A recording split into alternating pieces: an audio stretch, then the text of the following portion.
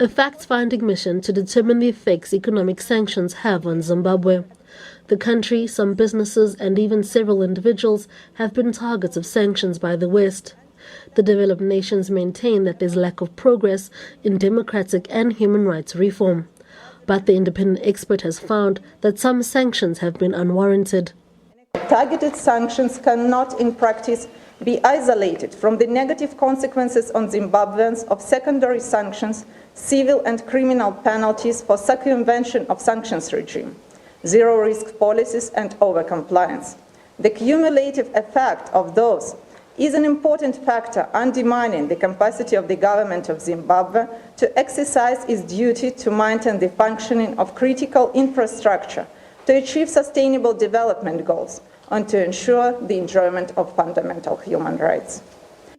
Pressed on whether corruption and poor administration were the main contributor to the country's economic hardships, Douhan says her mandate was not to determine that.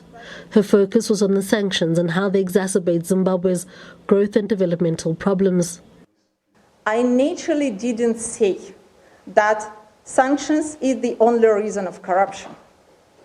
Indeed, there are corruption problems in Zimbabwe, and exactly for that purpose, the legislation is in the process of being amended. The Anti-Corruption Commission was established as well as anti-corruption courts. And I welcome these steps taken by the government of Zimbabwe.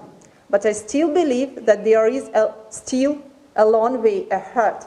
The Special Rapporteur also cleared up allegations that she was politically connected to Zimbabwe's government.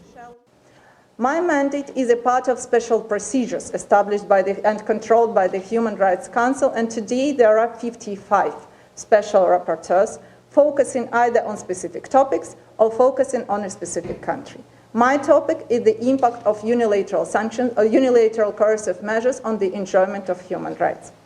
Special rapporteurs indeed are not employed by the United Nations. We are independent experts which have, however, been selected and appointed by the decision of the Human Rights Council. We keep on doing our job we are usually doing.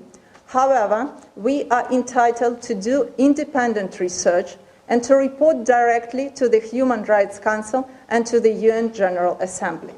Douhan will continue collecting data from the country to form part of a report to the United Nations Human Rights Council in September next year. Nomapolani, SABC News.